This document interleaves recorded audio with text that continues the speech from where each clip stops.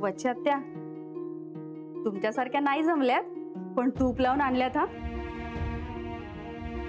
आणि वनस्पती तूप नाही हा, चांगलं साजूक तूप लावून आणल्यात.